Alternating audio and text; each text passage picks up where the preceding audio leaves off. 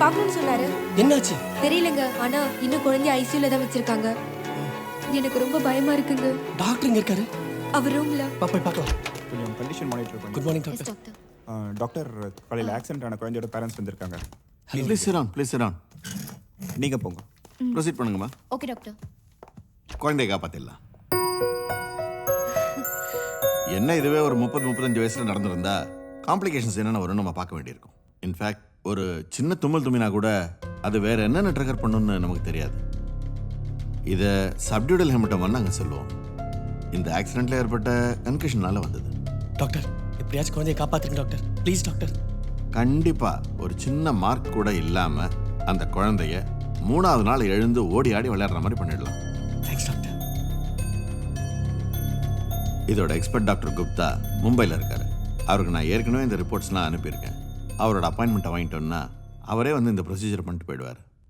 முன்னாடினா ஸ்கல்லெல்லாம் open பண்ணணும். இப்போ அதுக்கெல்லாம் அவசியமே இல்லை. ஒரு சின்ன இன்செஷனில் முடிச்சிடலாம். Okay doctor. என்ன ஒன்று, ஒரு 20-25 லட்சம் ரூபா செலவாகும். இதுக்கெல்லாம் நீங்கள் தயார்னா we can start importing the medicines. பண்ணிடலாம் டாக்டர். தென் டாக்டர் குப்தாவோட ஏர்லியஸ்ட் அப்பாயின்மெண்ட் வாங்கிடலாம். Okay doctor. As it is குழந்தை ஸ்டேபிளாக இருக்கா. எவ்வளோ சீக்கிரம் நீங்கள் பணத்தை ஏற்பாடு பண்ணுறீங்களோ அவ்வளோ சீக்கிரம் நம்ம ட்ரீட்மெண்ட் ஆரம்பிச்சிடலாம். இம்மீடியட்டாக அரேஞ்ச் பண்ணிடுறேன் டாக்டர். Thanks doctor. என்ன டாக்டர் இவ்வளோ சிம்பிளாக சொல்லிட்டீங்க? இவ்வளோ காம்ப்ளிகேட்டட் கேஸை பேரண்ட்ஸ் கிட்ட கேஷுவலாக கன்வே பண்ணிட்டீங்க. அவங்க நம்மளை நம்பி வந்துட்டாங்க. நம்ம நம்பி கொடுக்காம வேறு யார் கொடுப்பா? அதே நம்பிக்கையோட அந்த குழந்தையோட உயிரை காப்பாற்றுவோம். Okay, let's bank on doctor Gupta's experience. He is an expert. Fine doctor.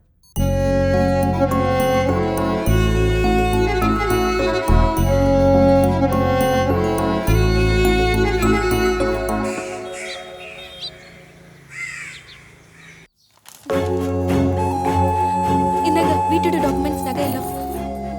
எப்படியாவது குழந்தையை காப்பாத்திடுங்க. எங்க என் குழந்தை அம்மு எனக்கு வேணுங்க. அவளை எப்படியாவது காப்பாத்தி கொண்டு வாங்க. போங்க, சீக்கிரம் போங்க. அவளை கூட்டிட்டு வாங்க ப்ளீஸ்.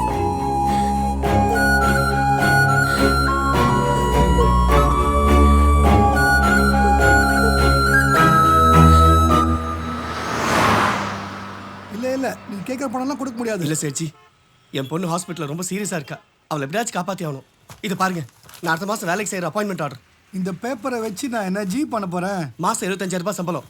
அது இதுன்னு செலவு போக மாதம் 60,000 ரூபாய் எப்படியாவது நான் கண்டிப்பாக கட்டணும் சேச்சி. ப்ளீஸ் சேச்சி, என் குழந்தைய காப்பாற்றியே ஆகணும்.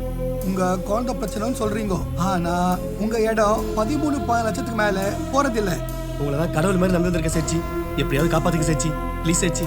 சரி, குழந்தை பிரச்சனைன்னு சொல்றீங்க, அதனால பண்ணி கொடுக்குறேன். நானே வெளியே தான் காசு வாங்கி கொடுக்க போறேன். நாளைக்கு பணத்தை கட்டாம கிட்டாம விட்டுட்டீங்கன்னாக்கா அவங்க உங்க இடத்துல வந்து உட்காந்துருவாங்க. அதுக்கப்புறம் இந்த சேட்டை பிரச்சனை மாட்டி விட்டுறக்கூடாது. இல்லை சேச்சி, நான் கரெக்டாக பணத்தை கட்டிடுவேன். மாசமான 60,000 ரூபாய் நான் கண்டிப்பாக கட்டிடுவேன் சேச்சி. ப்ளீஸ் சேச்சி. லோகு, அந்த டாக்குமெண்ட்ஸ் எடுத்துன்னு வாப்பா. சார் கிட்ட பேப்பர் எல்லாம் சைன் வாங்கப்பா. சார் இந்தாங்க சார், இதில் போடுங்க. இந்தாங்க ஜி, போடுங்க.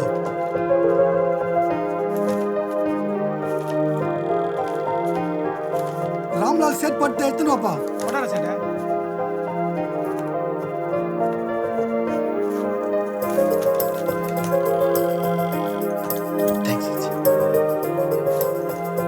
ஜி, சேட்டை நம்பி வந்துட்டீங்க. ₹1 கம்மியா இருக்காது, எல்லாம் கரெக்டா இருக்கும். தைரியமா போங்க. ரொம்ப நன்றி சேச்சி. உங்க உதவியை மறக்க மாட்டேன். வர சேச்சி, வர.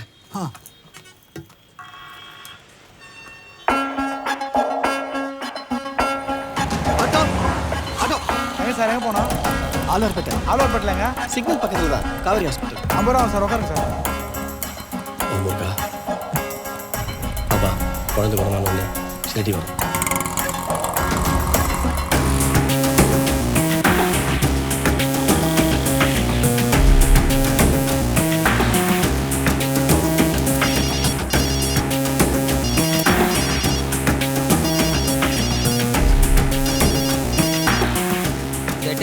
விக்கி, எங்கடா இருக்கீங்க?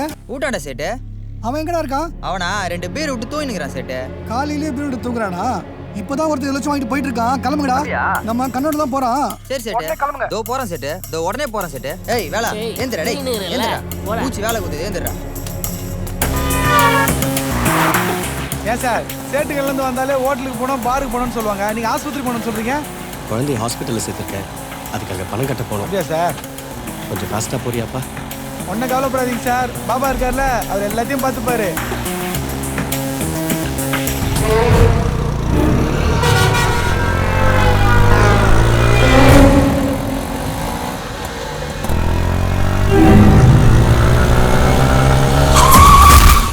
அறிவில்லை உனக்கு. மூஞ்ச பாருங்க உனக்கு. ஹெல்மெட்டை போட்டு உள்ள யார் மேல கை வைக்க? சார், அவ்வளவுதான் உங்களுக்கு மரியாதை.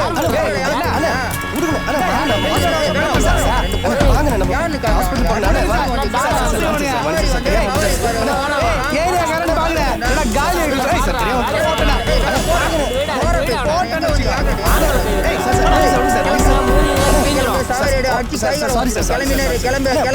ஹாஸ்பிட்டல் போகணும். நீ ஆஸ்பத்திரி சொன்னதுனால தான் அவங்கள விட்டேன். இல்லைன்னா குமுறி இருப்பான் அவங்கள. சார், பணத்தை காரணம் பணமா? இங்கே தான் வச்சிருந்தேன். பணம் பையன் சார், சார் என்ன சார் சொல்றீங்க? 20 லட்சம் ஹாஸ்பிட்டல் கட்ட வேண்டிய பணம். 20 லட்சமா?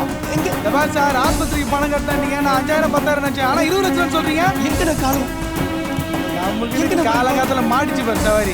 சார், ஆளை விடுங்க சார். இது போலீஸ் கிழிச்சு பெரிய பிரச்சனை ஆகும். நீ வந்த சவாரி காசு கூட கொடுக்க வேணாம் சார். நான் கிளம்புறேன்.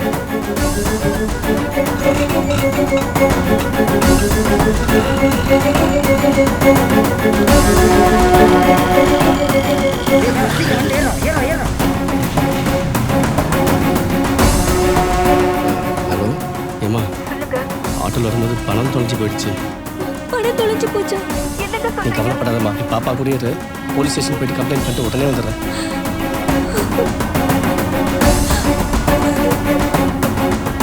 வணக்கம் சார்.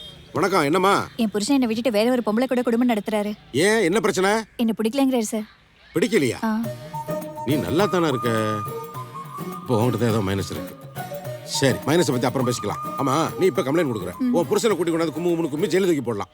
ஜெயிலுக்கு போனதுக்கு அப்புறம் உன் புருஷன் உங்ககிட்ட வாழ போறதில்ல, இன்னொரு பொம்பளையோட தான் வாழ போறான். அதனால கண்ணகியே மாதவியா மாதிரி புருஷனை கைகளை வச்சுக்கிட்டா கோவலன் வேற வீட்டுக்கு போக மாட்டான்ல. புரியலையே.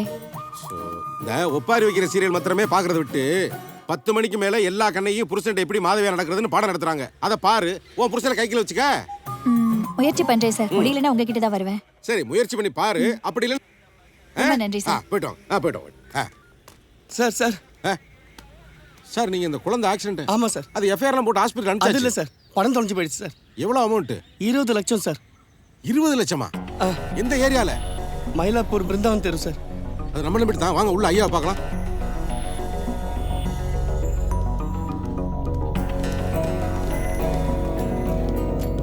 சார், கால் ஆக்சிடென்ட் ஆச்சுல குழந்தை, அதோட அப்பா.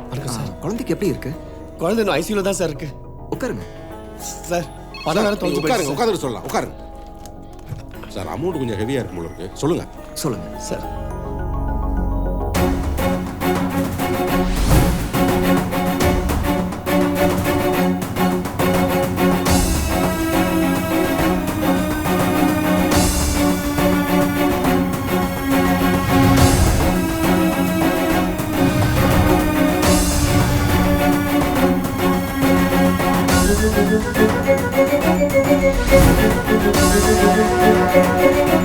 ஐசியூல இருக்கிற என் குழந்தைய காப்பாத்தணும். கண்டிப்பா அந்த பணம் தேவை சார். ப்ளீஸ் சார், எப்படியாவது அந்த பணத்தை கண்டுபிடிச்சு கொடுங்க சார். சைன் பண்ணுங்க.